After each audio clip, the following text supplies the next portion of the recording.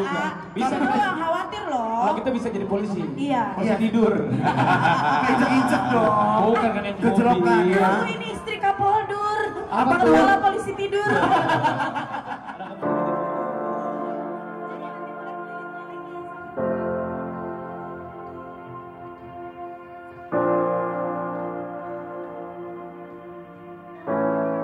Ini adalah upaya Polri untuk memikat masyarakat di peringatan Hari Bayangkara.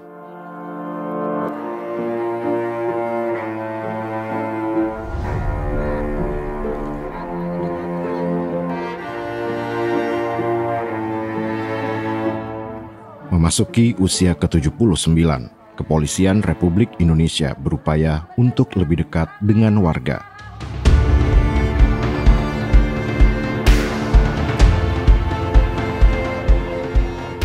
Termasuk mengadopsi teknologi sebagai citra inovasi.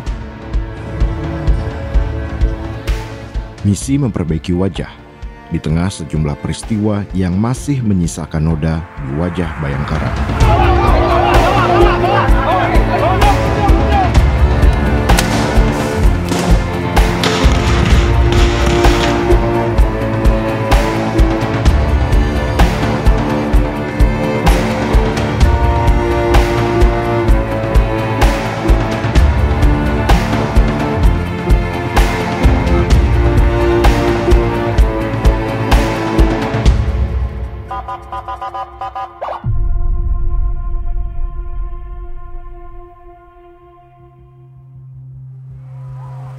Pastikan kita akan memenangkan seluruh tuntutan yang diajukan oleh Gerakan Buruh Bersama Rakyat pada hari ini. Ribuan buruh, mahasiswa, dan gabungan elemen masyarakat menggelar aksi peringatan Hari Buruh Internasional. Rekan Gebrak yang kemarin akan melakukan aksi May Day di Bundaran HI dan juga Istana Negara. Kita semua dilarang keras untuk aksi, kawan-kawan. Diskriminasi. Awas polisi. Awas polisi. Awas polisi. Awalnya peringatan ini berjalan lancar.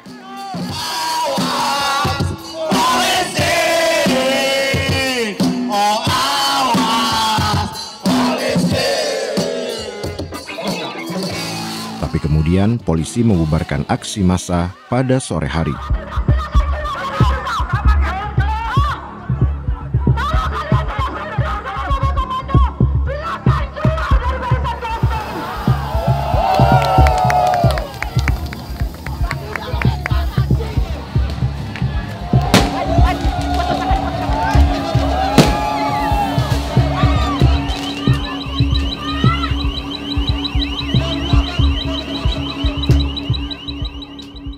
Oke, perkenalkan saya Choi Yonggi, penyintas dari kasus aksi May Day 2025 di Jakarta sebagai paramedis yang ditangkap, dianiaya, dan ditersangkakan.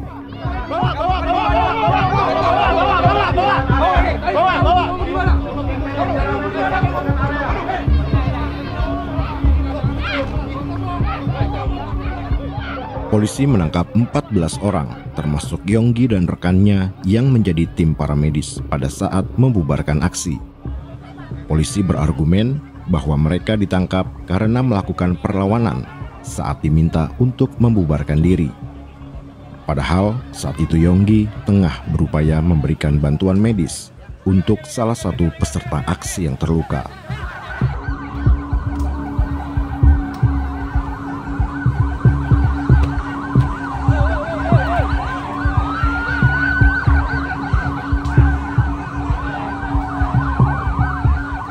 Kami bilang kami paramedis, kami pakai atribut medis, helm tuh ada yellow cross-nya, ada simbol medis, di dada tuh ada red cross, di tas ada red cross, di belakang ada bendera.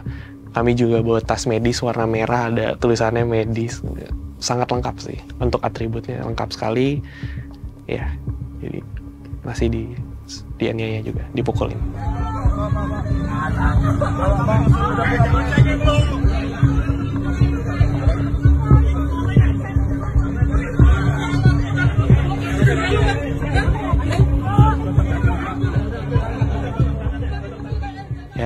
bikin saya kayak kaget tuh pas di piting dan diinjek sampai nggak bisa nafas. Di lehernya tuh ada satu sepatu boot polisi, sama satunya tuh lutut kaki kanan pakai celana hitam panjang. Tuh, jadi nggak bisa nafas, susah banget nafas, udah sampai yaudah lemes. Terus setelah itu baru dapat perspektif dari Georgiana. Ternyata itu tuh yang diinjak, yang ditekan sama lutut, yang dijatuhin badannya itu, yang ditekan sampai kepala mau putus tuh, ternyata itu. Tuh baru sadar, oh pantesan waktu itu tidak bisa nafas dengan lancar gitu. Sampai setelah itu wah, muntah nggak tahu udah muntah kuning atau apa, baru bisa ngambil nafas. Itu pun bingung gitu loh, kehilangan kesadaran. Itu momen yang sempat terbayang, kayaknya ini hari apa ya, hari yang buruk gitu, kayak mati di kaki polisi yang nggak ada dalam checklist, nggak pernah terbayang gitu bakal mati di kaki polisi. Itu terbesit kayak, wah ini abis nih kayaknya, ya udahlah.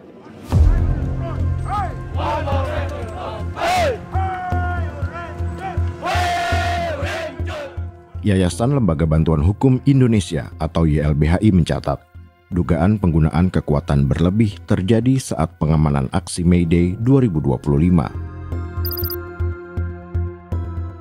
Tidak hanya di Jakarta, tapi juga di Bandung, Semarang, dan Loksmawe. Setidaknya lebih dari 4.000 pasukan gabungan TNI dan Polri pada pengamanan aksi May Day 2025. Dampaknya, 20 orang terluka diduga karena mengalami tindakan kekerasan termasuk jurnalis. Lebih dari 50 orang juga ikut menjadi korban penangkapan secara sewenang-wenang. Jadi karena punya kekuatan tadi, kesewenang-wenangan tadi, yang dipakai apa sih? Yang dia pakai adalah tindakan atau upaya-upaya paksa yang menjurus pada kekerasan yang berlebihan, brutal. Kenapa? Karena misalnya gini, ini ada sebuah hak. Haknya apa sih menyampaikan pendapat di muka umum? Di undang-undang nggak dibatasi. Oke? Terus dia buat aturan, perkap, aturan internal yang menyebut bahwa hanya jam 6 boleh. Ini kan nggak boleh. Peraturan undang, berarti ini seundang-undang di undang-undang. Di lapangan alasan yang dipakai perkap ini dipakai mukulin. Dia pakai gas air mata, dia pakai water cannon, dia pakai tongkat, dia tangkepin, dia pukuli gitu. Bahkan jurnalis atau teman-teman yang sebagai para medis jalanan juga dipukuli ya. Dan itu ngeri, banyak yang luka-luka. Pengalaman kami mendampingi sampai orang ini harus dioperasi gitu, berhari-hari banyak luka-lukanya. Jadi memang menganggap masyarakat itu sebagai ancaman.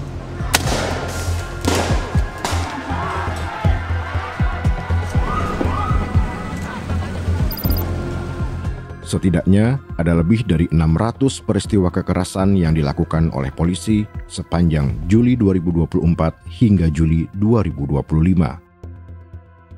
Penembakan menjadi yang tertinggi dengan lebih dari 400 kasus, diikuti oleh penganiayaan yang berjumlah lebih dari 80 kasus.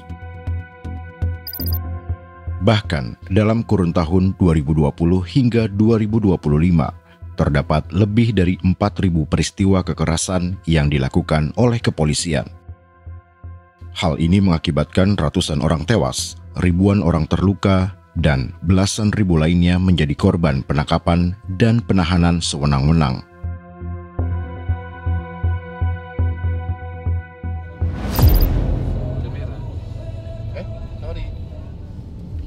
Usai ditangkap, Yonggi harus menjalani pemeriksaan selama 12 jam di Polda Metro Jaya dengan kondisi terluka.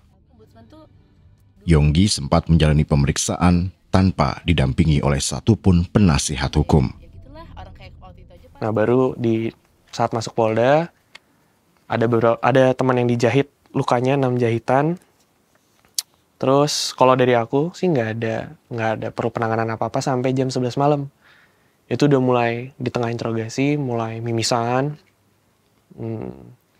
sampai jam 1 subuh. Nah, di situ baru di tengah interogasi itu polisinya bukan menyarankan, dia bilang, itu kalau Kevin sakit bisa loh ke dokter polisi gitu, diobatin gitu. Datang ke dokter polisi, dia udah cuma dicek, ukur suhu tubuh, bla bla bla, semua cek. kesimpulannya adalah, iya nih demam. Ya kamu kayak sakit aja sih, kayak sakit biasa gitu, nggak ada. Dia nggak mau menyimpulkan kaitannya dengan pengeroyokan gitu. Oh yaudah. Terus udah tidur 5 menit, terus langsung didatengin lagi sama polisi yang interogasi aku. Dia ngasih kertas, Vin bangun, nih tanda tangan gitu. Aku langsung bangun kan, dalam kondisi masih mimisan itu bangun bingung. Gimana ya, pusingnya, mungkin orang yang anemia, darah rendah, atau orang yang mimisan banyak tuh ada rasa pusing kan. Itu harus baca, ini mau tanda tangan apa. Jadi aku baca dulu kan, tapi polisi bilang, udah tanda tangan cepat biar keluar gitu. Tapi aku nggak mau, karena takutnya beda kan, apa yang keterangan yang aku berikan secara verbal dengan apa yang ditulis sama polisinya kan bisa saja diganti gitu. Udah, karena ngecek itu, jadi nggak tidur dari jam 1-an sampai jam 4 tanpa pendamping hukum. Ya udah harus baca kayak 8 lembar tulisan sebanyak 2 kali, 3 kali. Jadi politically mereka lagi. Imbasnya, hasil berita acara pemeriksaan berbeda dengan keterangan yang disampaikan. Oh, aku ingat satu yang keterangan yang nggak sesuai. Jadi aku nulis kronologi kan. Apakah bagaimana saya bisa ditangkap gitu? Minta dikronologikan. Oh ya, saya jalan dari DPR, terus saat saya menghampiri korban, ditangkap, dikeroyok. Nah, yang ditulis itu beda. Yang ditulis adalah, iya, saya diamankan di depan Mall Smart. Dah. Jadi keterangan saya yang panjang bagaimana saya dipukul, dikeroyok, itu tuh hilang. Nah, dan itu upaya kayak ada 2 kali deh. Ini merupakan gambaran masih tersumbatnya upaya bantuan hukum dari kepolisian. Peristiwa yang juga terjadi pada rangkaian aksi Omnibus Law tahun 2020 serta aksi peringatan darurat di tahun 2024. Gini Pak, kita sama-sama belajar hukum, baca KUHP, ya. Haknya orang yang kemudian diperiksa itu didampingi oleh kuasa hukum. Yang dia pilih sendiri, Pak. Yang dia pilih sendiri bukan dipilihin. Nggak ada tuh angka 1-2 di situ. Ya. Kalau ada di situ, Kita tunduk pada undang-undang. Bapak buang kartu advokat saya. Kalau ada di KUHP angkanya 2. Kami nggak bisa dipermainkan begini, ya. Bukan Anda yang harus membatasi, tapi undang-undang. Nah, salah satu pola yang pertama, abuse of power, kesewenang-wenangan adalah bagi kami, keseharian kami bertugas sebagai advokat dan pelaksana bantuan hukum adalah penghalangan bantuan hukum. Di kasus misalnya, dulu ada reformasi di korupsi, di mana 6.000 ditangkap oleh kepolisian selama masa aksi itu, kita sampai 4 hari atau 3 hari nggak bisa ketemu dengan masyarakat yang meminta bantuan hukum. Dia halang-halangi. Kenapa? Kami tanya, rupanya memang banyak orang yang luka-luka dan butuh 3 atau 4 hari untuk menyamarkan luka-luka itu. Jadi diobati dan lain-lain dulu baru kita bisa ketemu. Di aksi yang 2020, saat reformasi di korupsi, saat Cipta Kerja, kita itu hampir seminggu nggak bisa ketemu dengan mereka.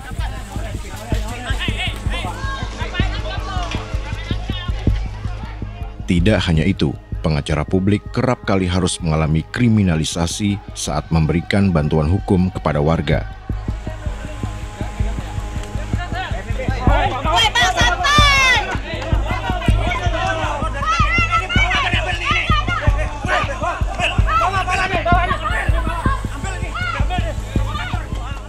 Orang pengacara dan asisten pengacara publik dari LBH Padang sempat ditahan saat mendampingi aksi yang direpresi oleh polisi pada April 2025 lalu.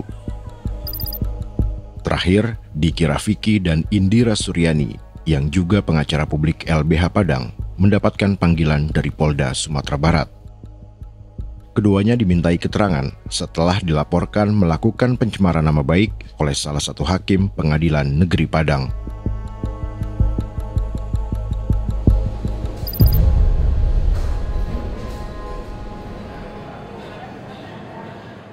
Pengalaman lain dialami Cindy Alisa.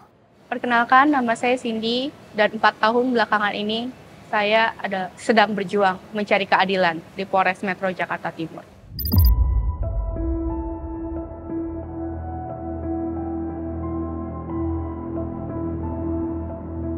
Ia menjadi korban penipuan saat membeli mobil di tahun 2021.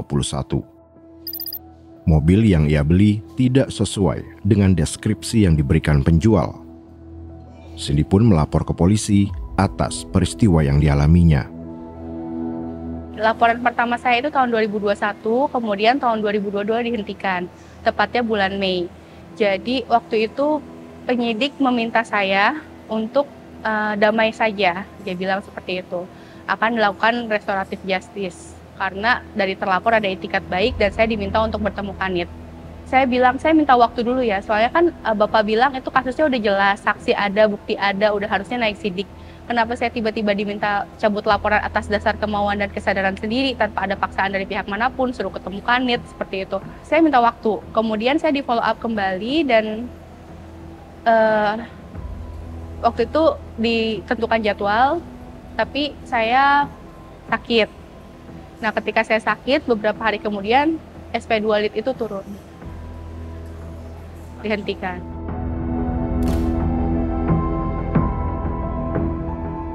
Belakangan, Cindy mengaku sempat menerima permintaan uang dari sejumlah anggota kepolisian terkait dengan penyelesaian kasusnya. Jadi permintaan uang itu sebanyak 3 kali dilakukan. Yang terakhir itu dia tidak menyebutkan nominal, jadi saya tidak berikan. Tapi dia hanya menyebutkan kisaran, tidak nominal tepat ya, kisarannya 2 digit. Seperti itu. Tapi ya saya pada saat itu tidak mampu untuk memberikan, jadi saya tidak berikan. Kemudian kasusnya jadi berubah gitu. Yang awalnya dia bilang udah oke nih, udah ada unsur-unsurnya segala macam, terus tiba-tiba berbelok arah gitu. Dan dia melibatkan ahli, dia bilang. Sekarang ini bersurat ke Ketua Komisi 3 DPR RI. Cindy pun berupaya untuk mencari keadilan dengan mencoba mengadukan kasusnya. Mulai dari bidang profesi dan pengamanan atau Propam, Biro Pengawas Penyidikan di internal kepolisian, hingga melapor ke Kompolnas, DPR RI, Ombudsman, hingga Sekretariat Wakil Presiden. Jadi saya nggak asal bicara yang membuat saya lelah gitu ya, maksudnya semua kok dimanipulasi gitu. Manipulasi mereka internal dengan wewenangnya itu yang sulit sih. Jadi misal pun saya bersurat misalnya ke lembaga eksternal, kemudian lembaga eksternal meminta, baik eksternal maupun internal ya, yang lebih tinggi tentunya, meminta penjelasan ke Polres Metro Jakarta Timur. Tapi mereka sudah membungkus itu seolah-olah sudah sesuai prosedur. Hanya saya yang tidak puas. Terus saya harus bercerita kemana lagi? Harus menguak bukti-bukti itu kemana lagi kalau saya nggak bisa didengar sama mereka? Sebenarnya lebih ke pelayanan itunya sih. Ya Allah. Puncaknya, inilah yang terjadi. Nih, ingat seragam, atribut, segala macam itu melindungi mengayomi. Bukan manipulasi, woi. Gila kali ya.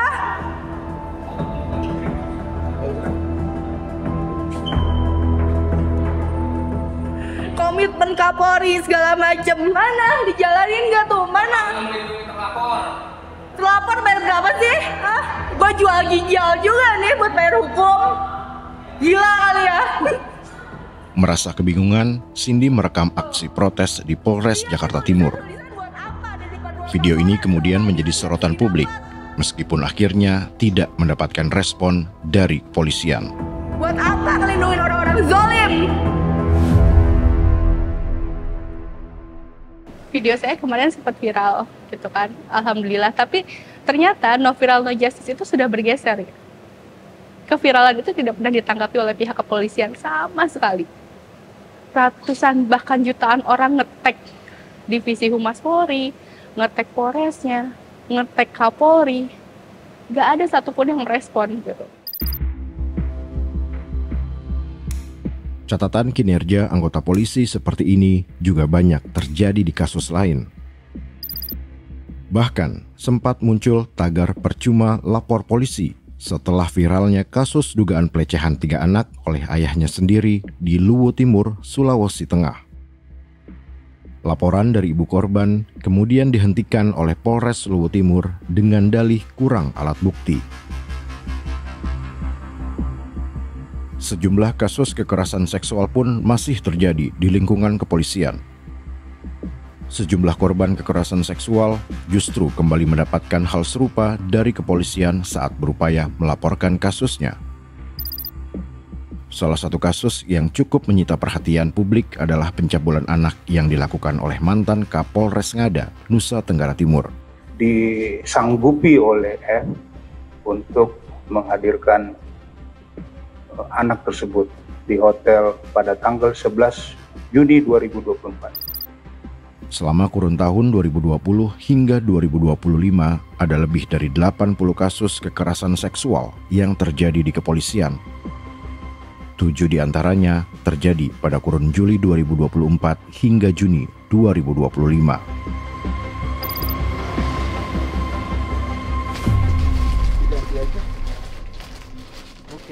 Pengalaman buruk berurusan dengan polisi juga dialami JJ Rizal. Pegiat sejarah ini pernah menjadi korban salah tangkap pada 2009. 5 anggota polisi berpakaian sipil dari Polsek Beji Kota Depok tiba-tiba meringkusnya dengan tuduhan sebagai pengedar narkoba. Ia bahkan sempat mendapatkan bogem mentah saat penangkapan. Kepolisian itu lebih mengedepankan pendekatan keamanan daripada kemanusiaan. Karena pendekatan keamanan, maka yang pertama harus dilakukan adalah orang diamankan dulu, bukan diajak bicara, bukan melakukan pendekatan persuasi gitu, tapi bagaimana menangkap orang ini. Masalah nanti benar atau salah ya bukan urusan gitu.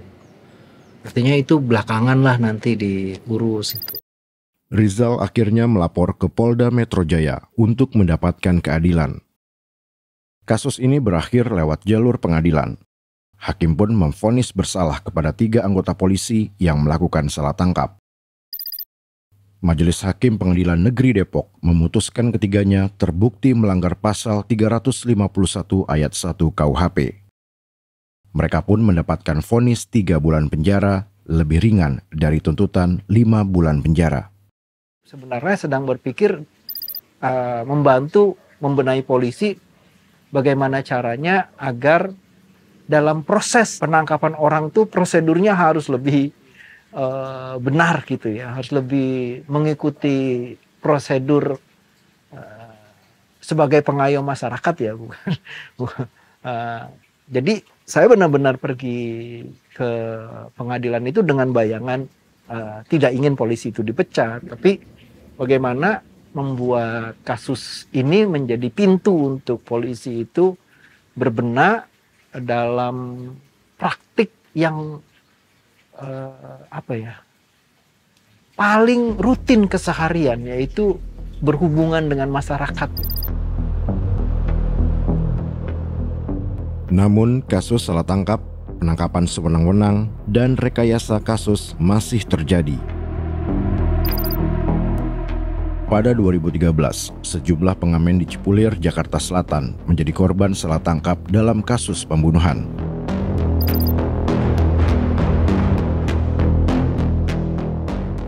Lalu pada 2021, seorang guru mengaji di Tambelang, Kabupaten Bekasi, juga menjadi korban salah tangkap karena dituduh sebagai begal.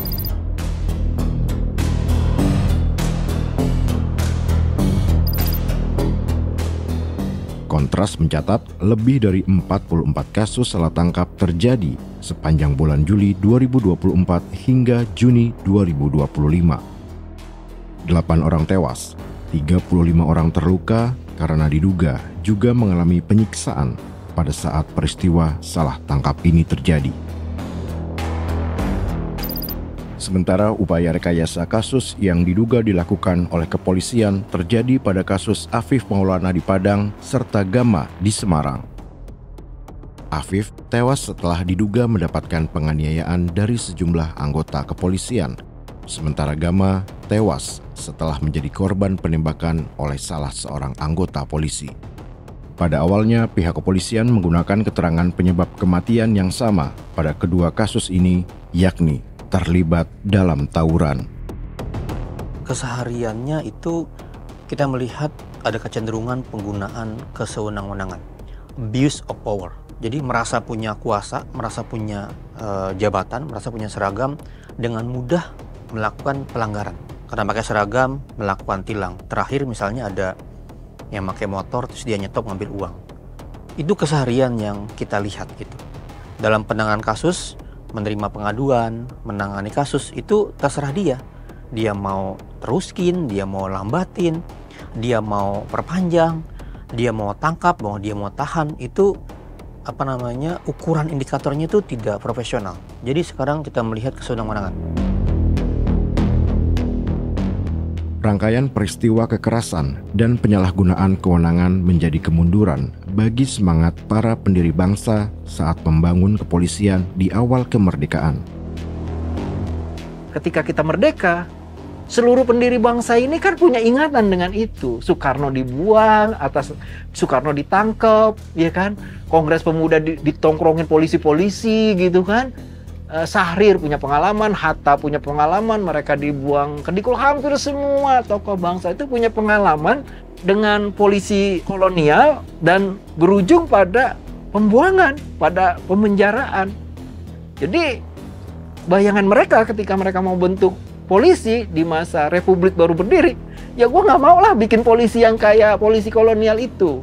Awalnya karena itu kepolisian itu ada di bawah Departemen Dalam Negeri. Karena dibayangkan dia akan menjadi institusi yang lebih civilized gitu, yang lebih sipil, lebih beradab, lebih punya orientasi bukan kepada negara, tapi memberi perlindungan lebih pada masyarakat. Karena buat mereka juga sebenarnya negara yang terlalu dominan kekuatan kepolisiannya dan bersifat represif terhadap masyarakatnya itu cerminan negara yang gagal. Namun pada perjalanannya, kepolisian akhirnya ikut terseret balik menjadi alat penopang kekuasaan. Termasuk Soekarno yang tengah mencoba meredakan ketegangan politik nasional pada tahun 1950-an dengan menggunakan kekuatan kepolisian. Jadi Soekarno sendiri sedang mengumpulkan kekuatan gitu, karena dia melihat partai-partai itu nggak berbuat banyak waktu itu. Bahkan Soekarno tahun 56 bilang, ya partai-partainya dikuburin aja lah karena nggak ada korelasinya dengan situasi yang ada. Jadi Soekarno merasa gemas dan dia mengumpulkan kekuatan itu. Dan salah satunya adalah polisi. Dan sejak itu polisi mulai ada di dalam lingkaran kekuasaan. Pada era Orde Baru, Soeharto kemudian memperkuat karakter militeristik di tubuh institusi kepolisian. Karena dalam periode yang panjang mereka ada di bawah sebuah kultur besar yang sistematik begitu, yang hidup kesehariannya itu bertumpu pada machoisme itu. Itu hukuman yang menurut saya secara terbuka maupun tertutup itu membentuk kultur kekerasan, ya, warisan kekerasan dalam tubuh kepolisian.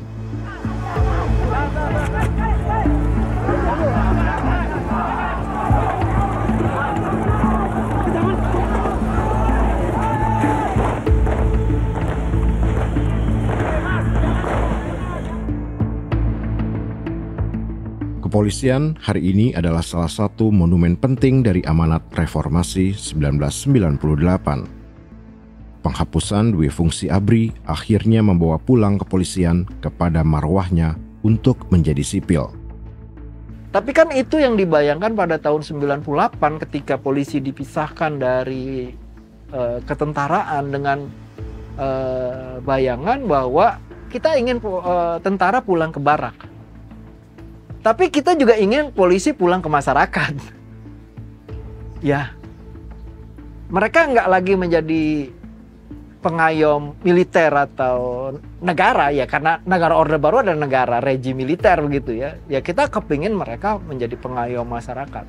Tapi justru dengan kekuasaan yang lebih besar, politisi yang akalnya lebih panjang dari akhlaknya melihat justru dengan jejaring kekuasaan yang begitu besar itu bisa dimanfaatkan untuk kepentingan-kepentingan pencapaian politik mereka.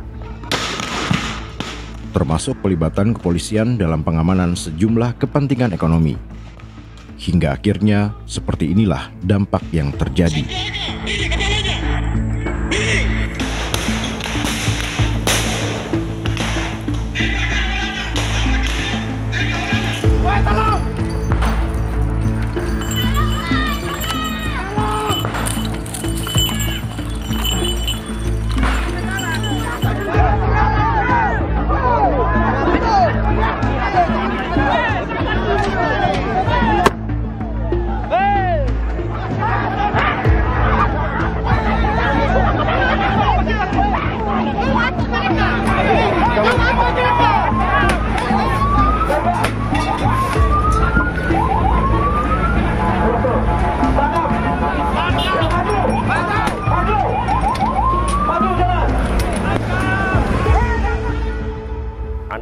6 meter itu langsung tembak gini, langsung kena sini kan, langsung tembak gini. Ucok adalah salah satu warga Pulau Rempang, Kepulauan Riau yang menjadi korban penembakan polisi. Peristiwa ini terjadi saat warga melakukan aksi untuk menolak pengukuran lahan milik warga oleh BP Batam di tahun 2023. Pihak BP Batam berupaya merelokasi warga lewat klaim lokasi ini berada dalam wilayah perencanaan Rempang Eco City yang masuk sebagai salah satu program strategis nasional. Mereka tuh langsung maju kan, instruksi dari komandan mereka tuh bilang maju, tembak. Jadi saya waktu bilang gini tembak itu langsung, mereka tuh nembak langsung gini, jaraknya cuma dari kira-kira Sama bandingin sama pohon. 6 meter gitu, 5 meter gitu. Boleh kak. Cepat. Selain itu, polisi juga menembakkan gas air mata ke arah warga dan 2 sekolah yang berada di sekitarnya. Keluar dulu. Pak, Bu, mau semua ya. Rumah warga dulu. Rumah masyarakat. Cepat.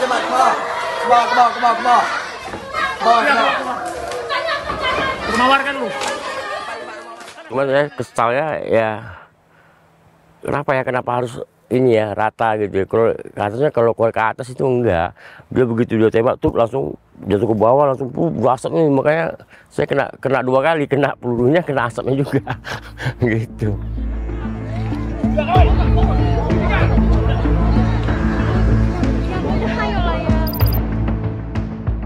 Polisi menjadi pelaku dengan catatan terbanyak dalam dugaan pelanggaran HAM di sektor sumber daya alam pada kurun waktu 2019 hingga 2023. 2 lainnya adalah pemerintah dan korporasi.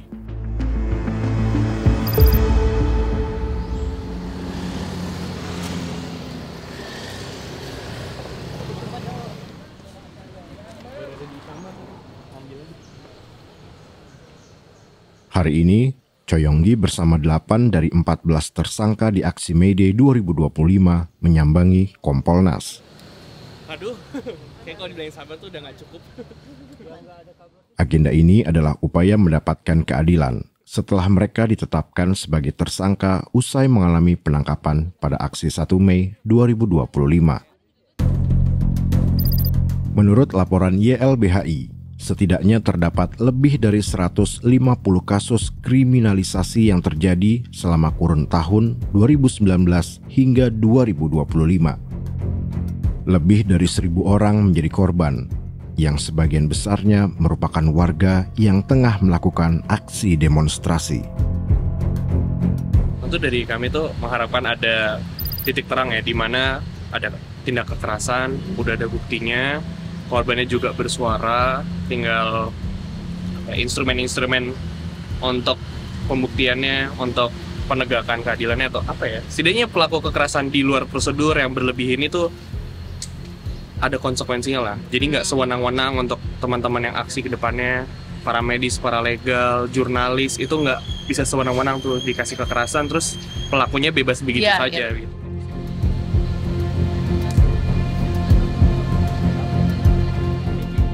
Upaya pencarian keadilan ini tak lepas dari sumirnya mekanisme pengawasan pada institusi kepolisian.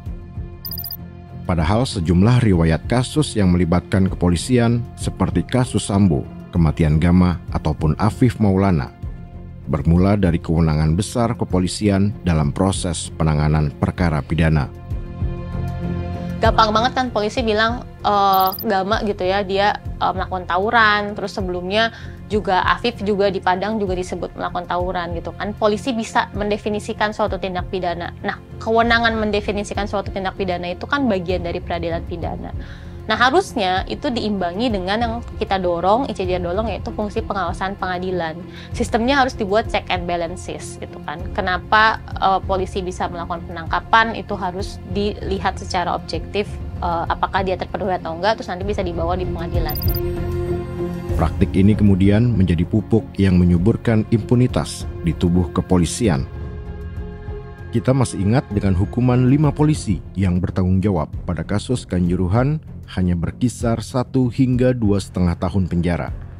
Padahal setidaknya 135 nyawa melayang akibat tembakan gas air mata dari anggota polisi pada saat mengamankan pertandingan sepak bola.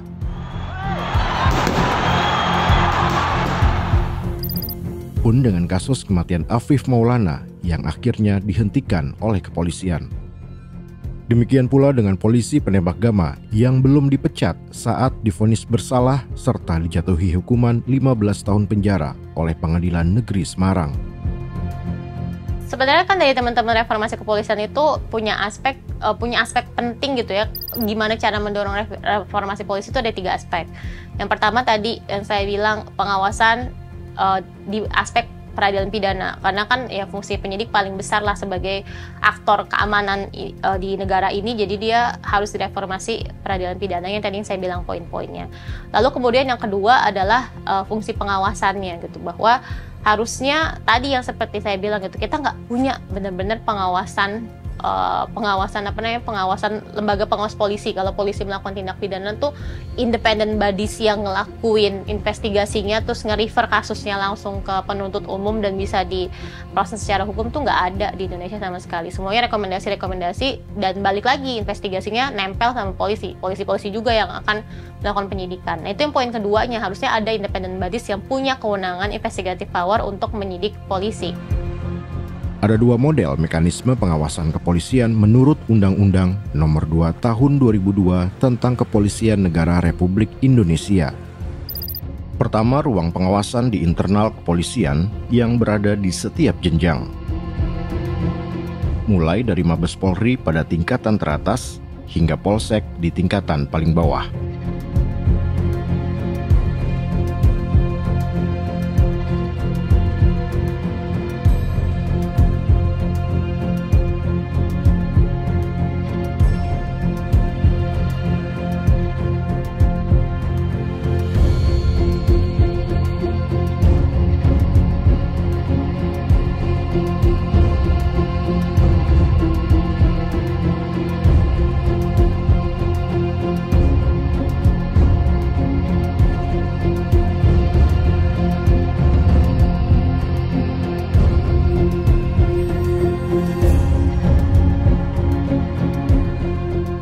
Kepolisian itu ada pengawasan berjenjang ya. Polsek diawasin oleh Polres, Polres diawasin oleh Polda, Polda diawasin oleh Mabes. Oke.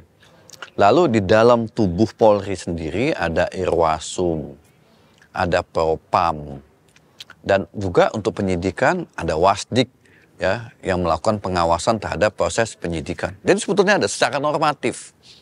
Cuman masalahnya adalah secara institusional lembaga ini juga bermasalah. Ya, bermasalah. Jadi kalau ada case masuk ke Propam, nah itu juga jadi ajang dengan tanda kutip pembahasan secara internal. Oh, ada Irwasum ini, nah, itu juga jadi ajang. Ya, jadi kalau penyidiknya memeras masyarakat dengan tanda kutip ya, Irwasum dan Propam yang memeras ke dalam gitu loh. Jadi tidak proporsional jadinya. Jadi kerjanya tidak profesional di bidang itu, di bidang pengawasan itu. Model kedua adalah pengawasan eksternal yang merupakan ruang bagi instrumen pengawasan di luar institusi kepolisian. Mulai dari DPR RI, Kompolnas, Ombudsman, termasuk masyarakat di dalamnya.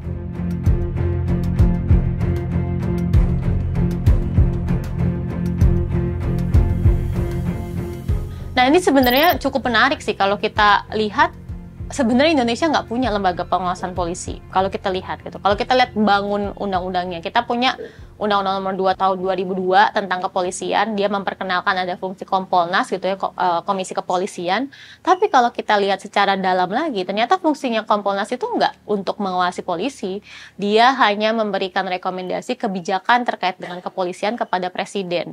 Dia tidak dibekali dengan pengawasan yang mumpuni gitu ya. Dia nggak punya investigative power, nggak bisa melakukan penyidikan, nggak bisa punya akses terhadap tempat-tempat penahanan di kantor kepolisian secara independen gitu, secara tiba-tiba dia bisa interogasi atau misalnya inspeksi mendadak itu nggak diberikan bekal kewenangan tersebut. Jadi memang pengawasan itu dalam rangka meningkatkan kepercayaan pada institusi ini supaya lebih baik di hati dan di mata masyarakat dan meningkatkan branding. Branding itu artinya apa?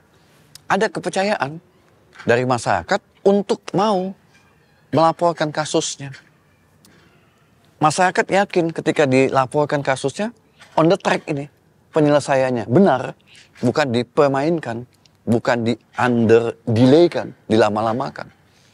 Apapun kasusnya, apakah itu atensi, non-atensi, ya perlakuannya sama. Tapi yang ada saat ini adalah kasus-kasus yang atensi itu mendapat perhatian, dapat penyelesaian yang cepat. Yang tidak atensi enggak. Itu menunjukkan apa? Pengawasannya lemah. Karena tidak ada pengawasan yang diimbangi, akhirnya terjadinya korupsi. Dan itu dampaknya berentet kepada kepercayaan publik, yang mana terbukti kan polisi adalah satu lembaga yang paling tidak dipercaya oleh publik. Melansir dari data Lembaga Survei Indonesia atau LSI, tingkat kepercayaan masyarakat terhadap kepolisian mencapai 71%. Meski demikian, persentase ini menjadi yang paling rendah di antara institusi penegak hukum lain seperti kejaksaan, pengadilan, dan Komisi Pemberantasan Korupsi atau KPK.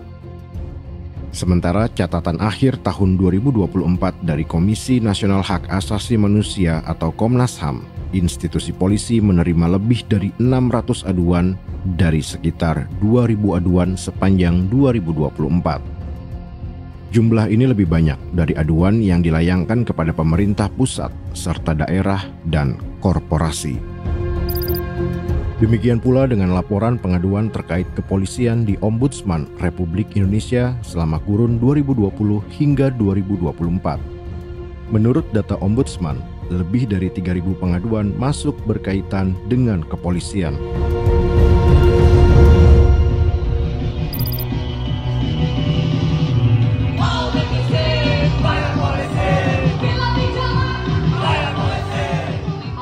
Kepercayaan publik terhadap kepolisian kembali meredup saat dugaan intimidasi terhadap Ben Sukatani. Intimidasi ini sempat memaksa Sukatani membuat pernyataan terbuka untuk menarik lagu berjudul Bayar, Bayar, Bayar. Dari grup band Sukatani, memohon maaf yang sebesar-besarnya kepada Bapak Kapolri dan institusi Polri atas lagu ciptaan kami dengan judul lagu Bayar, Bayar, Bayar yang liriknya bayar polisi yang telah kami nyanyikan sehingga viral di beberapa platform media sosial yang pernah saya upload ke platform Spotify. Yang sebenarnya lagu itu saya ciptakan untuk oknum kepolisian yang melanggar peraturan. Tapi kita nggak pernah ngerasa lapor polisi sebagai opsi solusi kan? Nah itu kan hal yang paling mendasar. Kenapa kita haknya terlanggar, tapi kita nggak mau memperjuangkan hak kita? Nah itu kan yang paling dasar gitu. Ketika kok sesederhana kita jadi korban tindak pidana, kita nggak mau lapor karena takut disuruh bayar. Nah ini kan hal yang paling dasar gitu, bahwa sesederhana ini aja gitu tuh kayak nggak layak untuk mendapatkan hak yang benar. Nah itu terjadi ya karena si polisinya nggak ada pengawasnya, dia bisa melakukan banyak hal di awal berinteraksi dengan korban tindak pidana dan nggak ada yang mengawasi. Masyarakat di mana-mana keseharian kita melihat bagaimana mereka hari demi hari itu tunggang langgang dalam penderitaan, nyawa demi nyawa terbuang.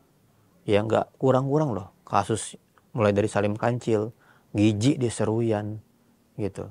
Dan para pendamping yang bekerja, para advokat ya, para pegiat lingkungan, pegiat anti korupsi, pegiat demokrasi, ini juga mengalami tekanan luar biasa, teror. Apalagi sejak 2019, anggaran kepolisian cenderung naik. Pada tahun 2025, anggaran Polri sebelum terkena efisiensi mencapai lebih dari 126 triliun. Lebih besar 3 triliun dibandingkan dengan tahun sebelumnya yang mencapai lebih dari 123 triliun. Namun secara operasional, publik kerap kesulitan untuk mendapatkan akuntabilitas laporan kinerja kepolisian. Nah ini kan kelihatan gitu bahwa sesederhana data laporan publik terkait dengan berapa perkara yang ditangani, berapa yang diselesaikan, dan penyelesaiannya seperti apa, itu nggak dijelaskan. Nah ini di aspek ketiga bahwa kita mau dorong administrasi yang tepat di kepolisian yang mendukung transparansi Sehingga kita juga punya kepercayaan kepada polisi gitu, bahwa anggaran yang digunakan sebagai peringkat 2 anggaran paling banyak itu juga bisa akuntabel, juga bisa dipertanggungjawabkan kepada publik. Di balik gerbang sekolah, ia berdiri, menepis ancaman tak kasat mata, Garuda Bayangkara, pelindung masa depan bangsa. Kepolisian kemudian berupaya untuk bisa dekat dengan masyarakat di tengah serangkaian kritik dan catatan kelam. Polri untuk masyarakat, melindungi, mengayomi, dan melayani tanpa henti. Alih-alih memperbaiki dan melakukan upaya reformasi institusi, kepolisian justru pada upaya memoles citra. Sementara itu, pemirsa, Divisi Humas Polri berkolaborasi dengan PT Digital Unggul Gemilang berkolaborasi membuat platform bernama Polistub. Platform ini rencananya akan berisikan video-video aktivitas dan kegiatan Polri. Kita tahu lah, banyak kasus-kasus hukum yang bebas. Banyak kasus-kasus hukum ya yang lepas ya. Banyak kasus-kasus hukum yang kurang alat bukti tapi dipaksakan ya. Jadi karena itu dalam proses penegakan hukum itu pengawasan yang dilakukan secara internal itu memang harus dilakukan perubahannya. Kalau bahasa hukumnya adalah melakukan reformasi, ya reformasi pengawasan supaya proses lidik dan sidik itu sesuai dengan alur dan mekanisme yang benar. Nah, makanya kita harus dorong si reformasi kepolisian. Nah, salah satu caranya adalah dengan revisi KUHAP, kita kawal revisi KUHAP-nya. Di aspek tadi pelaporan tindak pidana, harusnya kalau laporan kita tidak ditindaklanjuti itu kita bisa lapor ke jaksa, bisa lapor ke hakim, dan kemudian diperintahkan polisi untuk melakukan berbagai hal. Nah, itu kita dorong di KUHAP. Yang akan kita bahas terkait DIM, tinggal DIM substansi baru dan DIM penjelasan. Ini ada 116 DIM setelah disisir dari yang kemarin ada beberapa DIM yang penting kita dahulukan di awal rapat panja kemarin sudah disahkan. Nah, sisanya tinggal 116 DIM. Kalau kita kerjanya cepat kayak kemarin, insya Allah sih bisa selesai nanti paling lambat habis maghrib itu lanjut sekitar 2 jam bisa selesai pembahasan DIM.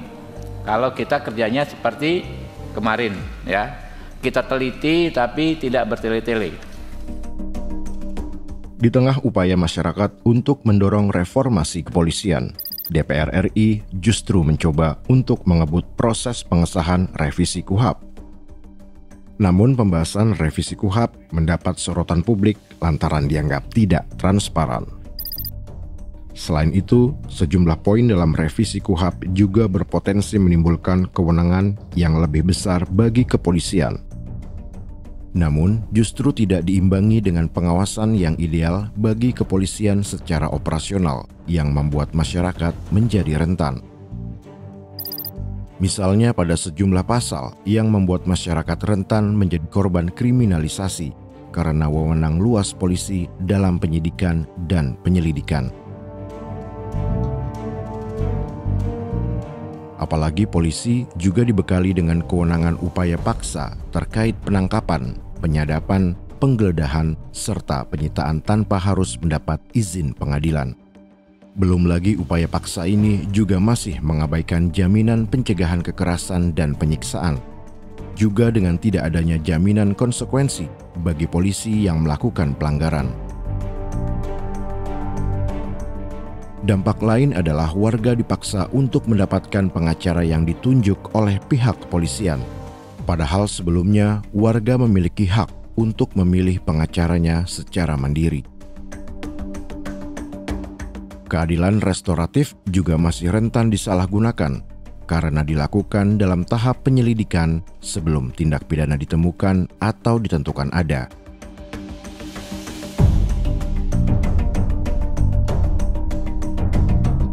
Salah satu yang mungkin saya mau highlight banget di RKUHAP 2025 adalah soal kewenangan polisi untuk menciptakan tindak pidana. Jadi dia ada kewenangan untuk melakukan penyelidikan. Penyelidikan itu kan adalah mencari peristiwa pidana. Nah, di situ di RKUHP diperkenalkan di dalam penyelidikan tersebut polisi bisa melakukan undercover buying sama counter delivery. Nah, undercover buying sama counter delivery nih di aturan sekarang itu cuma buat narkotika.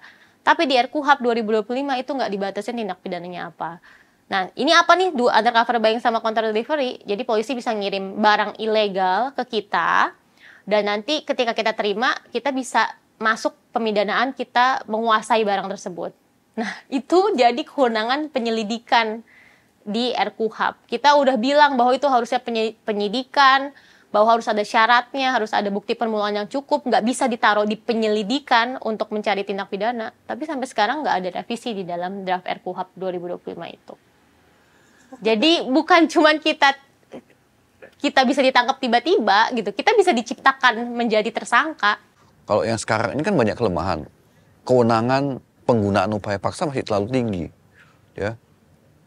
Mudah. Ya. Penyelidikan dan penyidikan itu batasnya tipis sekali. Ya. Kadang-kadang udah dilakukan penyelidikan, dilakukan lagi, langkah-langkah penyelidikan udah mirip dengan penyidikan. Banyak kali proses yang harus dilalui. Orang yang sudah diperiksa di penyelidikan, diperiksa lagi di penyidikan. Jadi redundant. Jadi kita itu akhirnya penanganan sebuah perkara jadi panjang dan tidak cepat. Istirahat di tempat.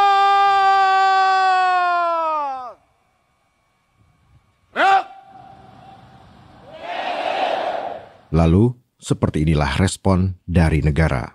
Kepolisian adalah ujung tombak dalam menjaga kekayaan bangsa dan rakyat kita. Dan saudara-saudara, polisi akan selalu menjadi sasaran. Mereka akan selalu berusaha untuk merusak kepolisian kita. Mereka akan dengan segala cara berusaha untuk melemahkan jiwa pengabdian saudara-saudara. Karena itu saya berharap kepolisian sekarang ini akan sungguh-sungguh tangguh, kuat, jangan mau dirusak oleh siapapun. Namun penerjemahan di lapangan berbeda situasinya.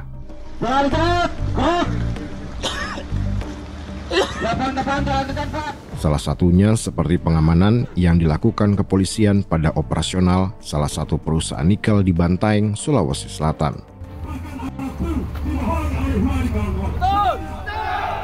Pengamanan ini dilakukan di tengah aksi para buruh yang tengah menuntut pembayaran upah. Sekarang wujud kepolisian lebih cenderung kita lihat sebagai pelaksana atau penjaga titah dari presiden.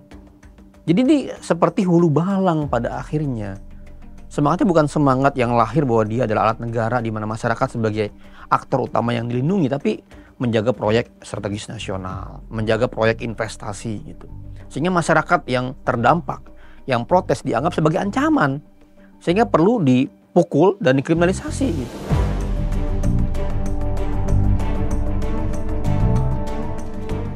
Sejumlah elemen masyarakat juga melakukan aksi peringatan di Hari Bayangkara. Mereka menyoroti sederetan kasus yang berkaitan dengan kepolisian dan masih terjadi hari ini. Siapa nama selanjutnya? Pun dengan kemauan politik dari negara untuk bisa serta mau belajar dari sejumlah catatan panjang tentang kepolisian. Hal ini bisa menjadi mantra awal untuk berbenah bagi polisi. Jadi kalau kita mau mengubah kepolisian Republik Indonesia, kita harus mengubah atmosfer elit politik kita, ruling class kita, kelas penguasa kita yang mereka ini untuk berkuasa menggunakan segala macam cara. Salah satu caranya adalah membawa ke rel yang arah tujuannya itu justru bertolak belakang dengan arah tujuan harusnya perkembangan polisi sesuai gagasan raison d'être alasan dia berada sebagai antitesis polisi kolonial ketika berdiri tahun 46. Kita harus mulai dari proses rekrutmen kepolisian. Itu yang mulai pertama ya. Begitu orang masuk kepolisian itu tidak menggunakan cara-cara yang legal, tetapi menggunakan cara-cara yang ilegal, artinya ada orang yang masuk ke sana dengan cara yang ilegal, dan pasti ketika mereka keluar dari proses rekrutmen itu juga mereka melakukan cara-cara yang ilegal. Atau ketika dalam proses mereka juga akan melakukan cara-cara yang ilegal.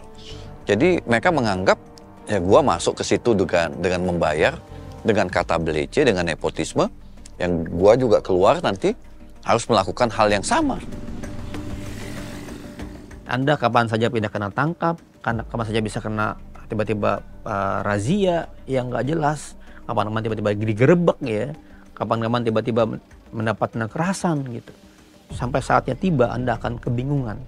Nah sebelum itu saatnya tiba kepada Anda, keluarga Anda, anak-anak Anda, mari lakukan perubahan. Kenapa? Karena kepolisian milik kita. Kepolisian milik negara dan kita adalah aktor negara, masyarakat adalah negara gitu. Ya, kita memimpikan kepolisian yang humanis, kepolisian yang fokus pada perlindungan gitu. Kepolisian yang gerak cepat ya, kepolisian yang tidak korup gitu. Dan apapun itu, peran serta masyarakat, kesadaran kita, kemampuan kita bergerak adalah kunci. Masyarakat masih menanti polisi yang berani tidak hanya melindungi ataupun mengayomi, tapi juga Korps Bayangkara yang berani mereformasi institusinya sendiri. Insya Allah bisa mewakili orang-orang yang mungkin punya pengalaman seperti saya, tapi belum bisa bersuara seperti itu. Dan saya ingin institusi ini kedepannya lebih baik. Saya cinta Polri, tapi yang lebih baik gitu, dalam versi yang lebih baik.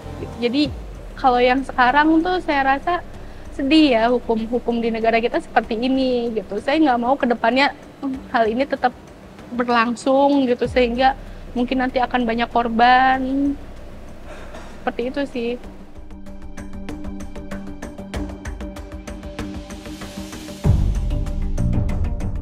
Saya malah jadi ingat ketika saya diinjak itu sampai nggak bisa nafas. Pikiran saya yang terakhir tuh saat itu, untungnya tidak terakhir. Itu cuma pikiran coachnya Wiji Tukul gitu. Kalau Wiji Tukul kan dia mikirnya sampean tidak akan mengerti arti fasis sampai sepatunya tentara tuh ada di jidat kan.